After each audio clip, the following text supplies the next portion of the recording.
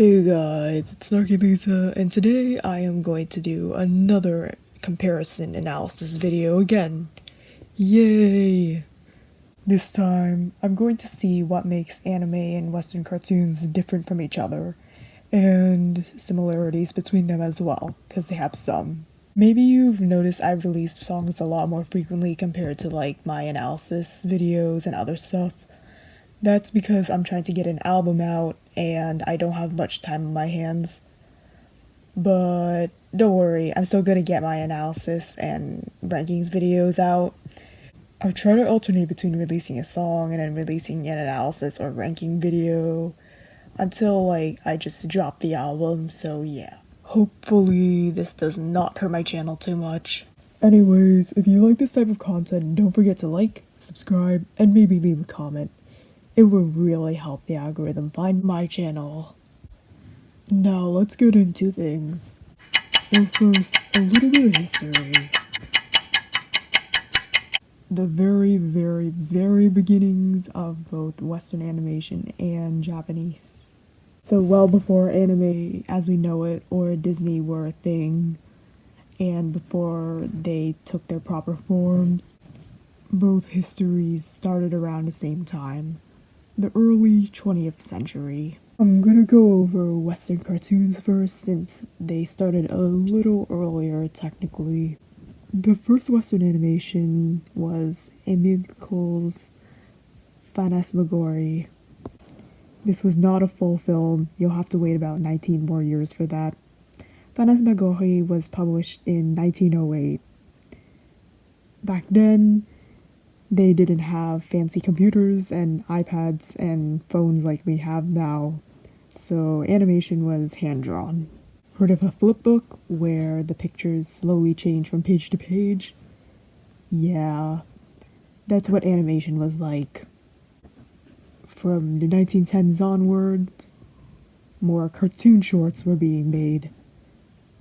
A notable company in this wave of cartoon shorts was the Walt Disney Company.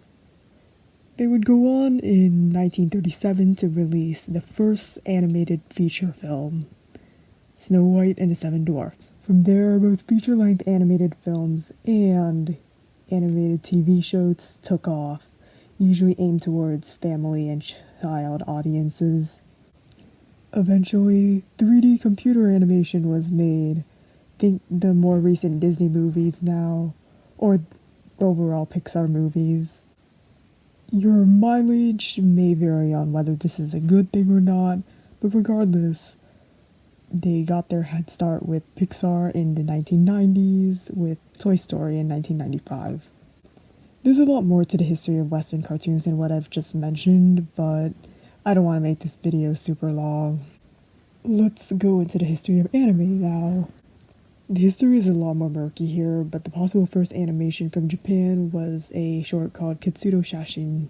However, it was made for private purposes, so I'm not really sure how much I can count that. 1917 is when more polished shorts started to appear. In this time frame was a short called Namakura Gatana.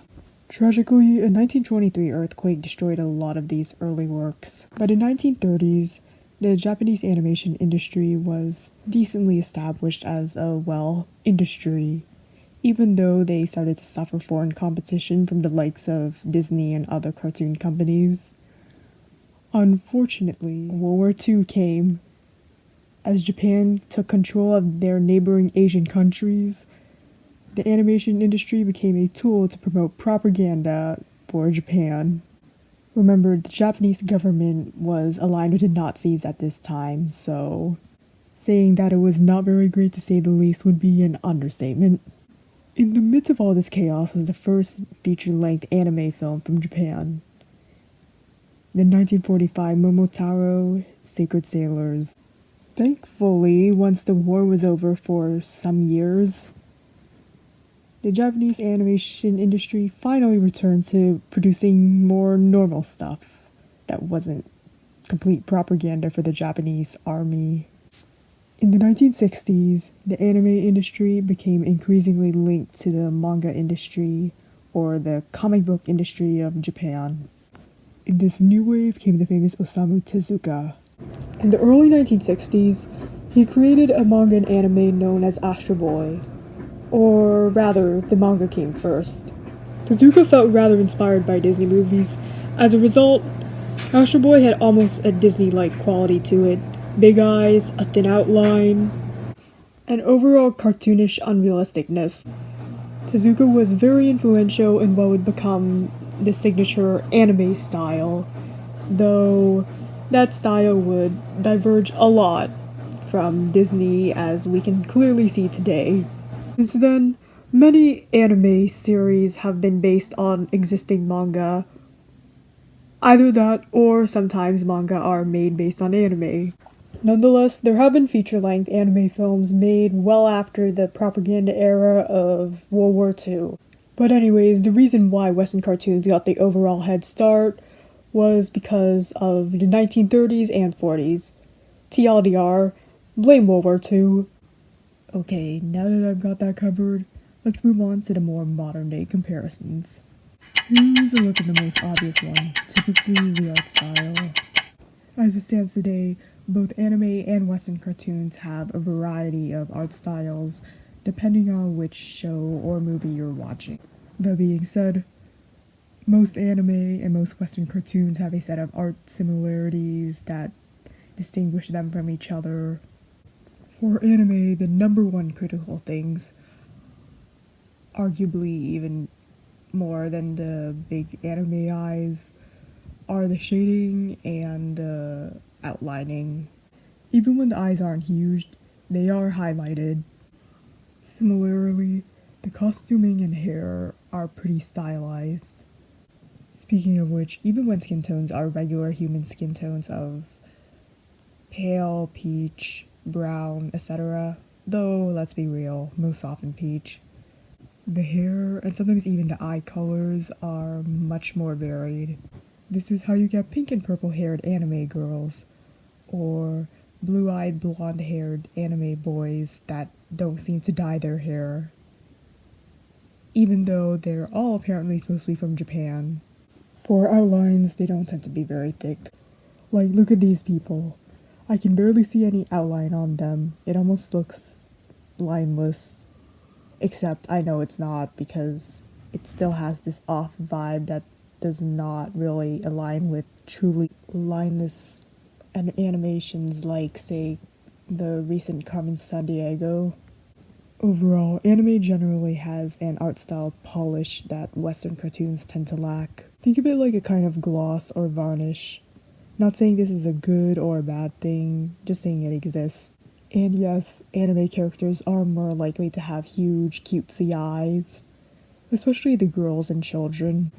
To compare, Western cartoons are usually either thick-lined or more rarely completely lineless like the recent Carmen Sandiego. There is also the 3D, either CGI or stop-motion style. This is not to say thin lining has never existed in Western animation, like Disney basically started it all, and it's also increasingly become popular in the recent decade or two, but it's not like one of the major, almost necessary standards. The anime garnish is typically non-existent over Western cartoons, and the amount of detailing on costumes and hair can vary widely from cartoon to cartoon.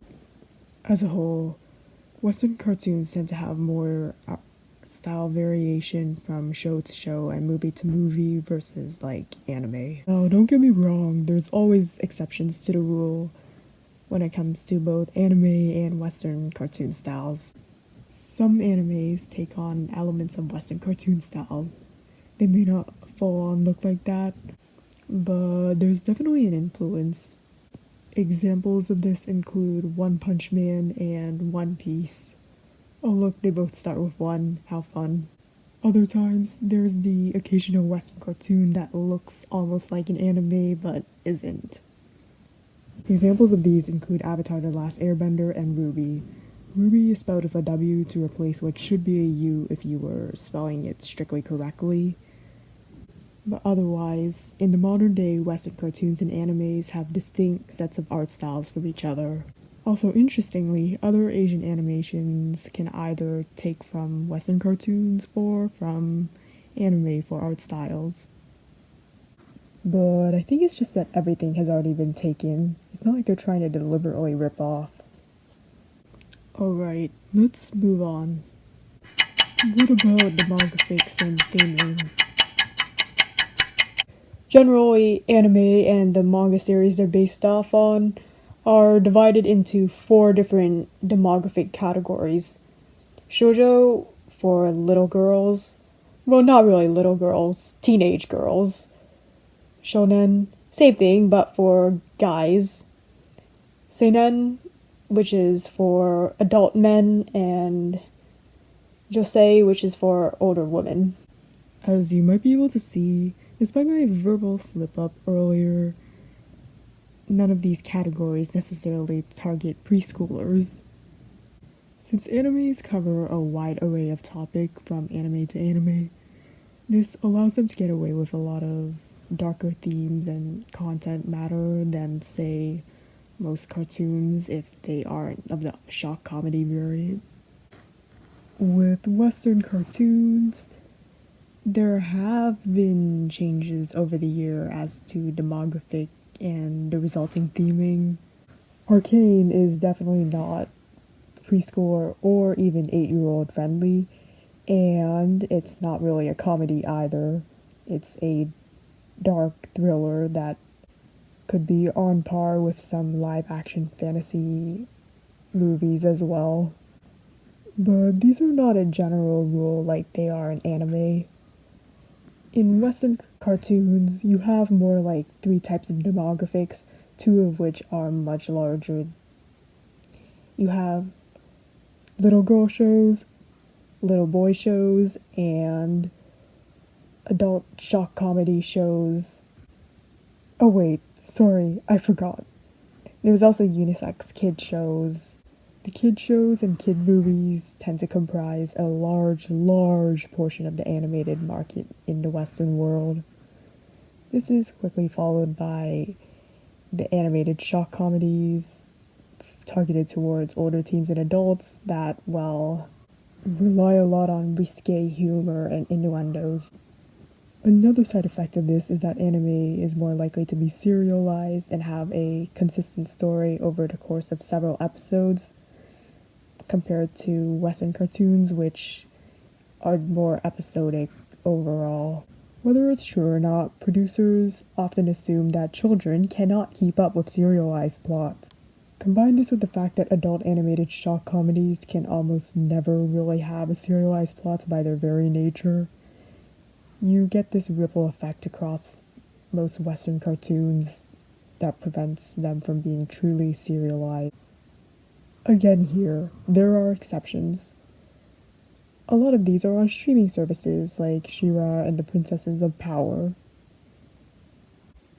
If they end up on mainstream TV networks, expect them to get the short end of the stick, like The Owl House and, earlier on, Tangled the series by Disney, and even The Legend of Korra way earlier on by Nickelodeon.